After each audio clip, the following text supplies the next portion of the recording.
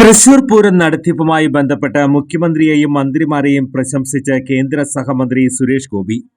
പിണറായി വിജയനും PN വാസുവിനും ഓരോ കാര്യങ്ങളും ഇടപെട്ട് മനസ്സിലാക്കി പ്രവർത്തിച്ചു. മന്ത്രി രാജൻ ഒരു മിനിറ്റ് പോലും പൂരം ആസ്വദിച്ചിട്ടില്ലെന്നും ഓടി നടന്ന കാര്യങ്ങൾ ചെയ്തെന്നും സുരേഷ് ഗോപി പറഞ്ഞു.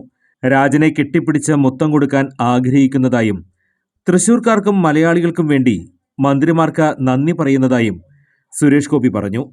പൂരത്തിന് ശേഷം നഗരം ശുചീകരിച്ച കോർപ്പറേഷൻ ശുചീകരണ വിഭാഗം തൊഴിലാളികളെ ആദരിക്കൽ ചടങ്ങായ ശുചിത്വ പൂരം പരിപാടി ഉദ്ഘാടനം ചെയ്ത് സംസാരിക്കുകയായിരുന്നു സുരേഷ് ഗോപി. ശ്രീ രാജൻ്റെ റവന്യൂ മന്ത്രി ശ്രീ രാജൻ പൂരം ആസ്വദിച്ചിട്ടില്ല. പൂരത്തിനൊരു ദർശകനായി വന്ന് ഒരു ഗാലറിയിലും പോയിരുന്നിട്ടില്ല.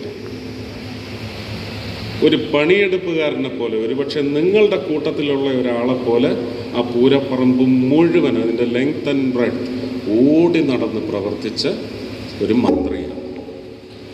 ആ മന്ത്രിയെ ഞാനൊന്ന് എൻ്റെ സ്വതസിദ്ധമായ ശൈലിയിൽ, ഞാൻ കോടീശ്വരനിലൊക്കെ ഇരുന്ന് പറയുന്നത് പോലെ, കെട്ടിപ്പിടിച്ച് ഞെക്കി ഒരു മുത്തം കൊടുക്കുകയാണ്.